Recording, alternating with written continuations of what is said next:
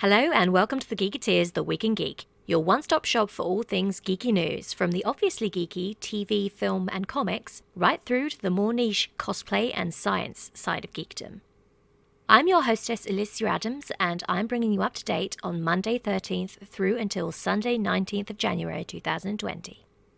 I'll start with popular topics, work through the more unusual topics, and finish with general uncategorized news. For further information about the headlines discussed, I provided our sources in the description. I've also included a list of timestamps for each of the topics, in case you're only interested in certain things, which can be found on screen now and in the description. First up is television and films. Baby Yoda is continuing to make headlines this week.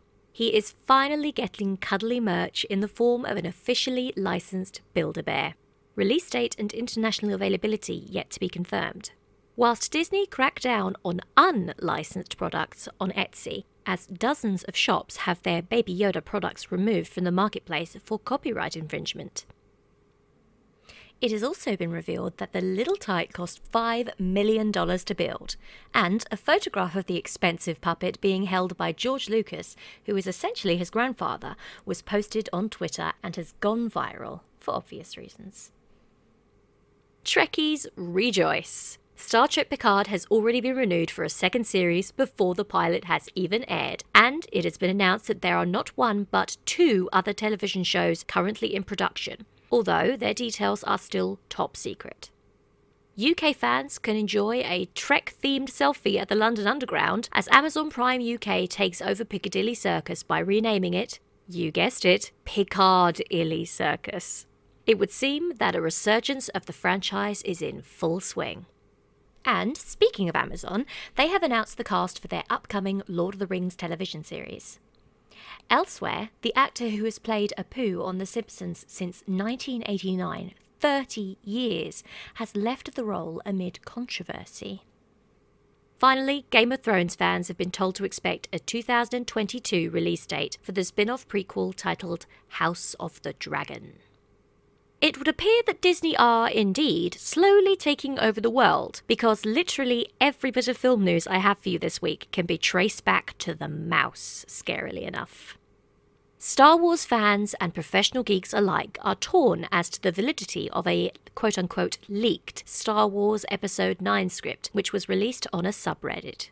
The user who posted it claims that it is an early script that was abandoned by Disney in favour of J.J. Abrams' vision. Taika Waititi has also been invited to work on a new Star Wars film. Elsewhere at Disney headquarters, they have purchased the use of Camden in London for several nights of shooting Satch Lunch, which has been speculated to be a codename for the Eternals. A trailer for Morbius has been released and announced as officially being a part of the Marvel Cinematic Universe. National Treasure 3 has been randomly announced, and they are rebranding 20th Century Fox to remove the word Fox from the logo. Internet rumours claim that this is the result of not wanting to be associated with Fox News Network, but the studio have yet to officially clarify on its reasons. And finally, the third standalone Spider-Man film for fan favourite Tom Holland begins shooting this summer. For gaming, I'm going to break things down into subsections for the different platforms. But first, here's some general gaming news. Let's start with the hilarious tale of the gamer who hijacked an airport display screen so that he could play Apex Legends with his friends. He was asked by security to stop, but has been hailed as a hero by gamers worldwide. His identity is unknown, however. Not so fun is the news that long-awaited games have suffered delays this week for different reasons, with fans needing to wait until later this year for both the Final Fantasy VII Remake and Cyberpunk 2077. On the other side of the development spectrum, there is a remake of the 1999 shooter Kingpin in development by Studio 3D Realms, with a release date expected later this year, and will be coming to all the usual platforms. BioShock's 4 development team job listings, meanwhile, have potentially given away key gameplay mechanics, and Ubisoft have quote-unquote revamped the editorial team in a bid to make their games less repetitive. Meanwhile, the recently announced Lord of the Rings Gollum game from studio Daedalic Entertainment, best known for their modern point-and-click adventure games, has had a world-exclusive feature in the Edge magazine that gives further details about what we can expect about gameplay.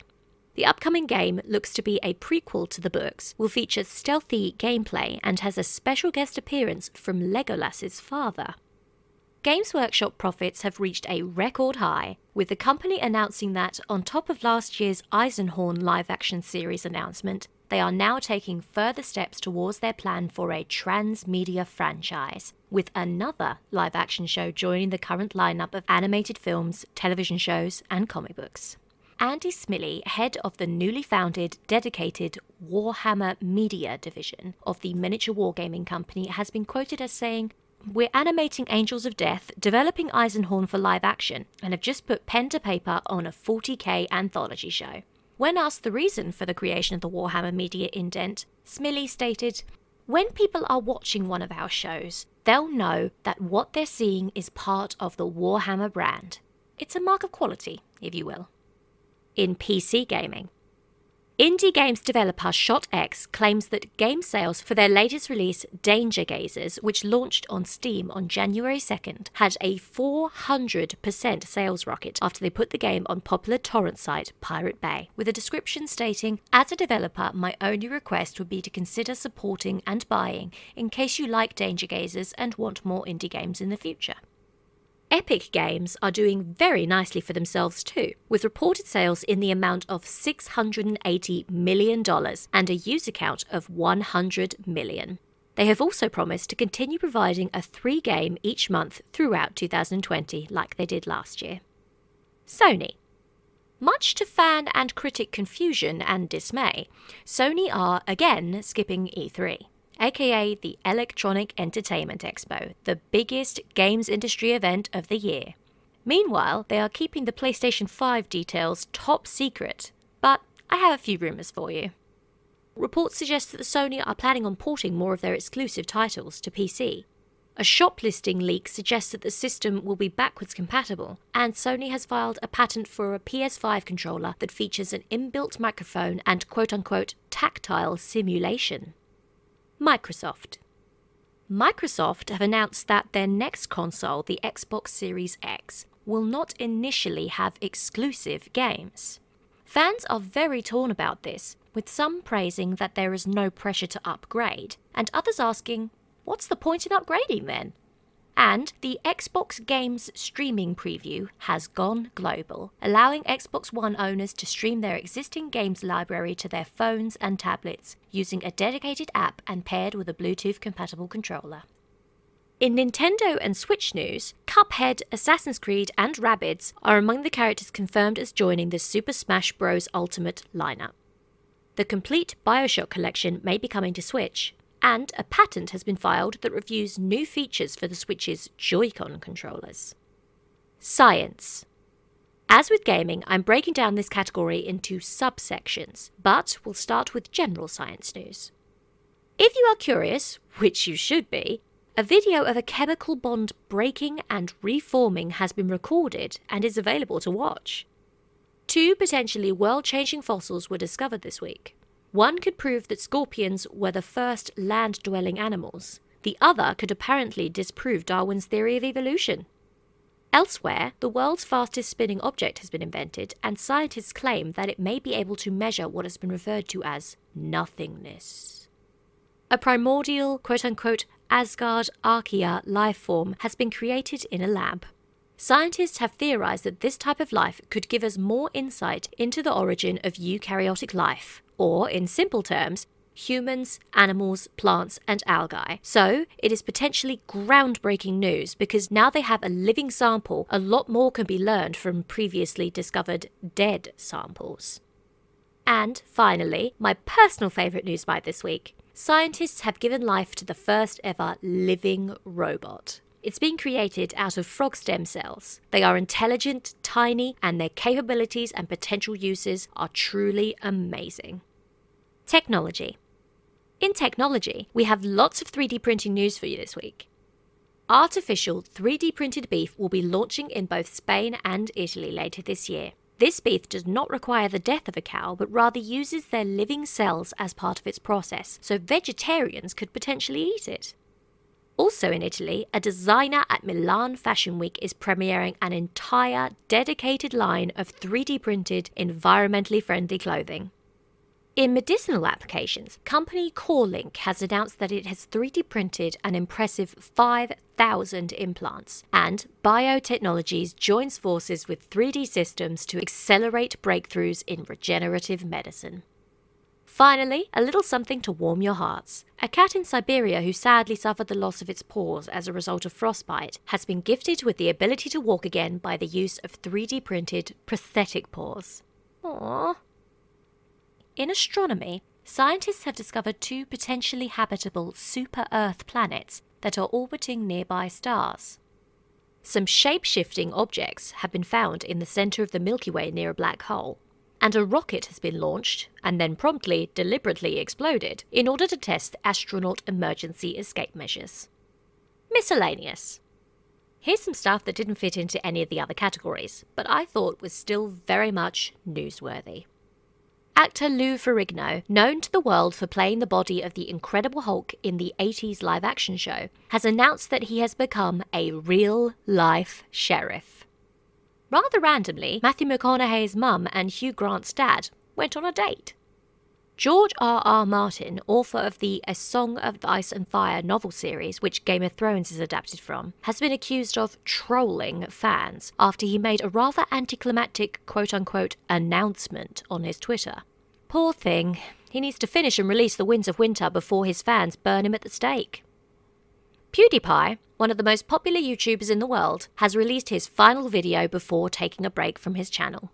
The creator earned $70 million in 2019 and has upwards of 100 million subscribers, but has been receiving years of media and fan backlash over various controversies. When he will be returning to his YouTube career remains to be seen.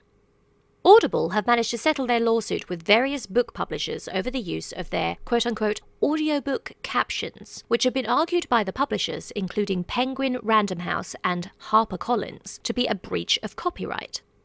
The dispute began last July, and no details have been released as to the settlement that has been reached between the parties involved. Google is removing third-party apps and third-party cookies from its Chrome browser in the coming months.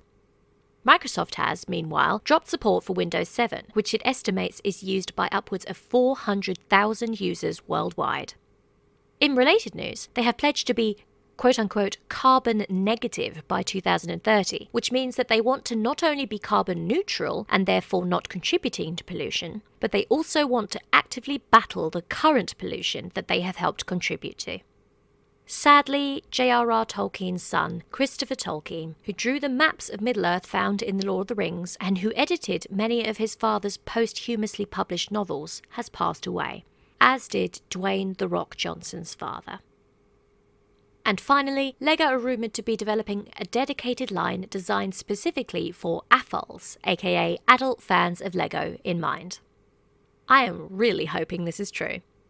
That's the end of this week's Week-In-Geek. Special thanks to this week's community contributor, Bryant Oliver. We'll be back next Monday, so make sure to subscribe to stay up to date on all the coolest, funniest, and weirdest happenings in the world of geek. If you liked the video, please remember to give it that all-important thumbs up and share with your friends to spread the word of geek. Feel free to leave us a comment and remember to follow us on social media and reply to the Sunday news requests, or contact us if you want to contribute to next week's show. Contributors go on our IMDb and get a chance to win a prize. I have been your hostess, Illisia Adams. Thanks again for watching.